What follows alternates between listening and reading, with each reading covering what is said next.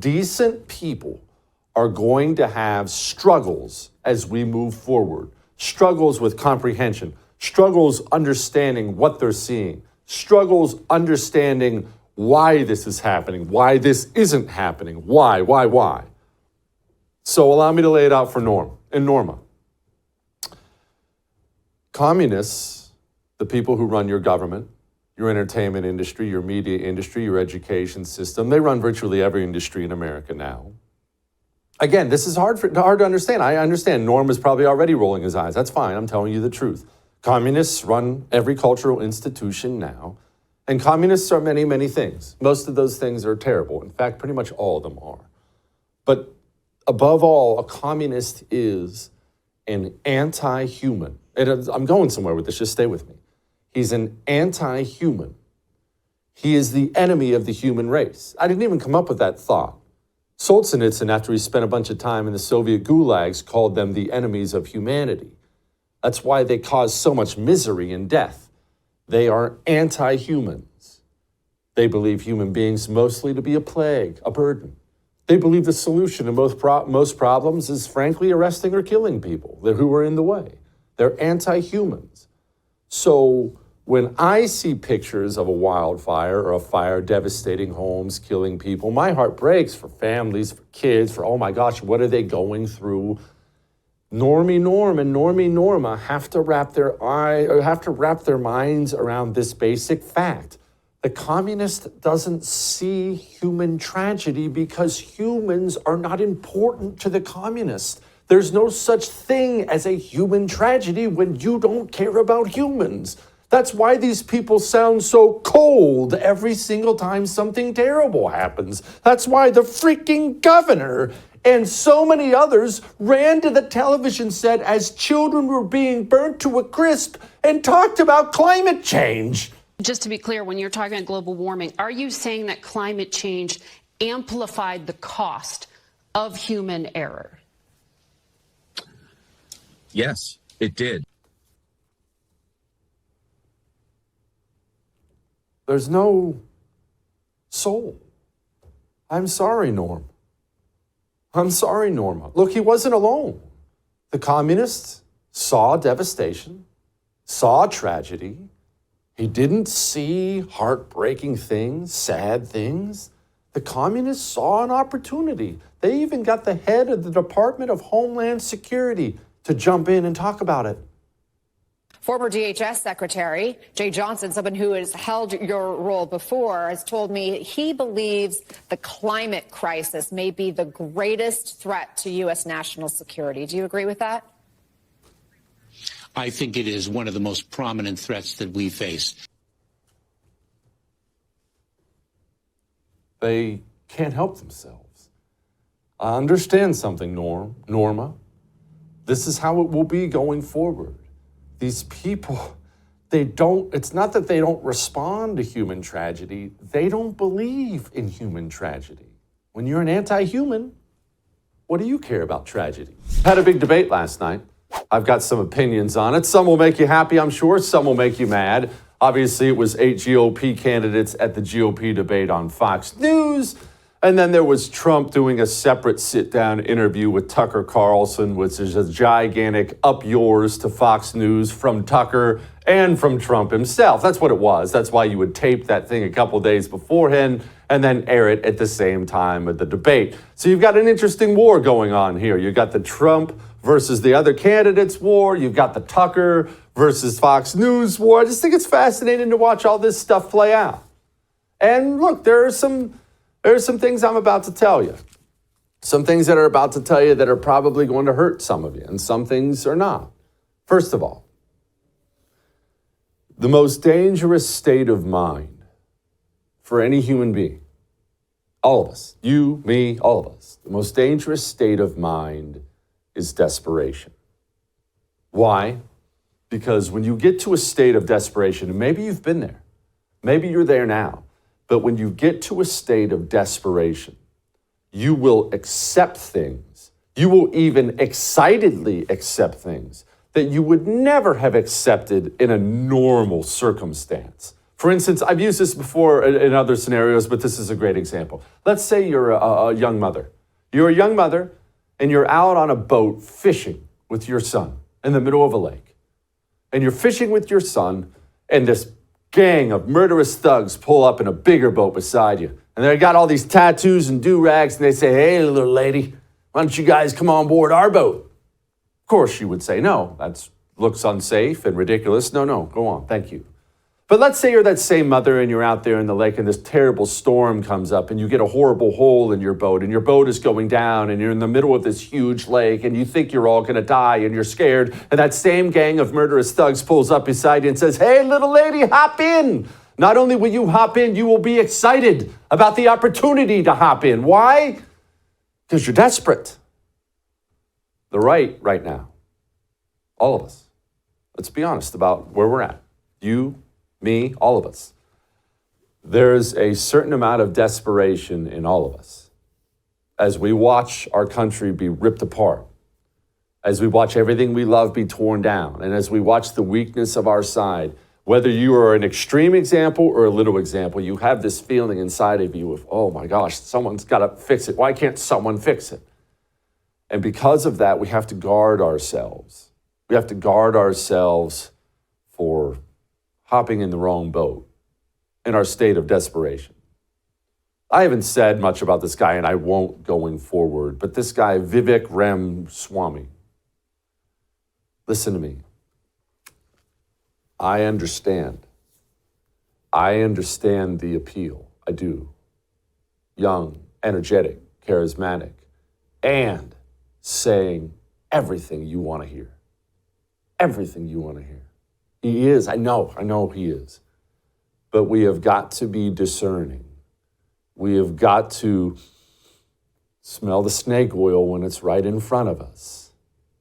Here was Vivek on the debate on Fox News Channel. President Trump, I believe, was the best president of the 21st century. It's a fact. And Chris Christie, honest to God, your claim that Donald Trump is motivated by vengeance and grievance would be a lot more credible if your entire campaign were not based on vengeance and grievance against one man. And if people at home want to see a bunch of people blindly bashing Donald Trump without an iota of vision for this country, they could just change the channel to MSNBC right now. But I'm not running for president of MSNBC.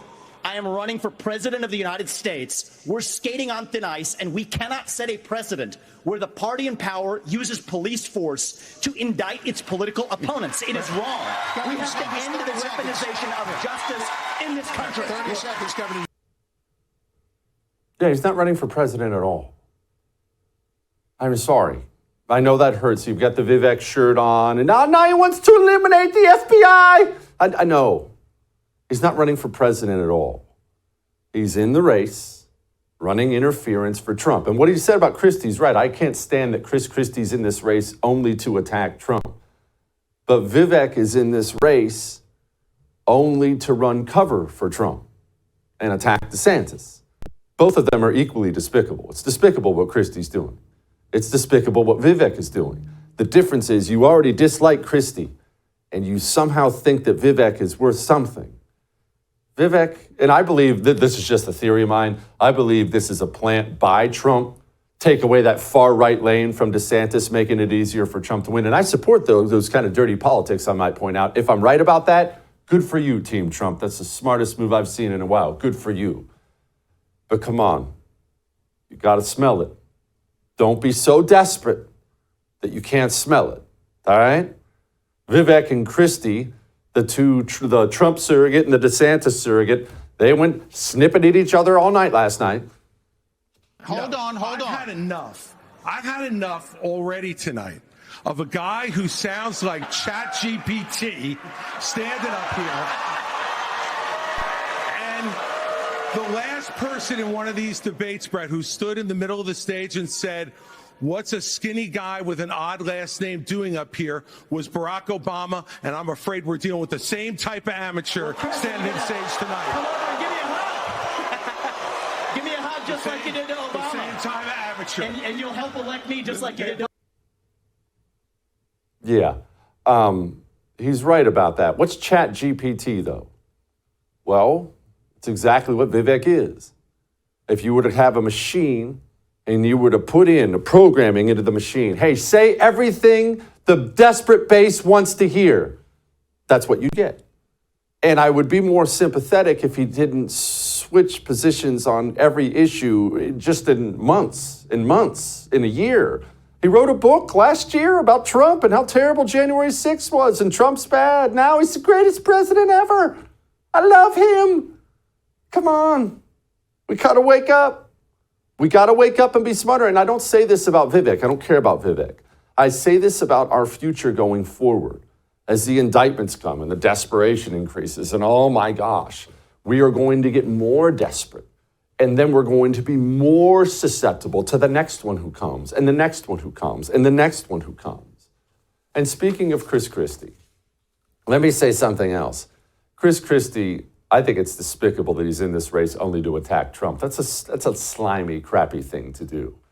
You did see glimpses last night, though, about what made Chris Christie a star back when he was governor. He just can't help himself. This bitterness for Trump that he's got is pathetic.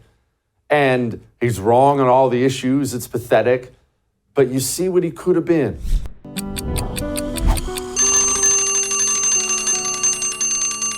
Never met before. We are a community that relies on family, on ohana, whether by blood or by friendship. But like many others, my son's home burned down. My daughter's home burned down. That was the President of the United States of America visiting the scene of the horrific Maui fire, where 1,000 people are still missing, including many children, falling asleep as he heard their tales of woe. And I normally would criticize that, except for a couple things. One, he's too old, he can't stay awake, it's not his fault. And two, it's actually not even close to the most horrific thing he did while he was there. And I'm going to say something to you now, and I thought about not even saying it, but I thought it was important. I think it's important that we all have context. Before I play you the clip of Joe Biden speaking to these people, I am a father. I have 2 sons. They are everything to me. And I woke up this morning and read an article out of Hawaii that as they're going through the damage, they found the burned dead body of a 14-year-old boy hugging his dog in his home, also burned and dead. So while you dwell on that absolutely awful story, I want you to dwell on this 100% fabrication told by the President of the United States of America while he was there. I don't want to compare difficulties, but we have a little sense, Jill and I, what it's like to lose a home. To make a long story short, I almost lost my wife, my 67 Corvette, and my cat. It was a small kitchen fire that was out in 20 minutes. No threat to the wife, the cat, or the precious Corvette. But I can certainly see why President Demon thought that would be comparable to a 14-year-old terrified boy living out the last moments of his life, holding on to his dog. We really do have the most evil people, not in America, on planet Earth, leading this nation. And I don't know how a nation gets out of that. But I know this, we have demons in charge. We do. Apparently, to survive, you had to avoid the barricades they put up? And I was wondering what was stopping the traffic. Well, it was a policeman. And I got to the end and I looked up north. There were no obstructions. There was no reason to keep those cars there. Are you serious? I'm serious as a heart attack. And I said, what are you doing? He goes, well, I'm under orders to keep them here. And I said, the fire is right around Safeway. It's going to hit Front Street. You know, these people got to get out of here. And he said, I'm following orders. No way. And so I just kept walking. Well, maybe he knows something I don't, you know. So, and I keep walking down the highway, And I looked behind, no cars are coming out.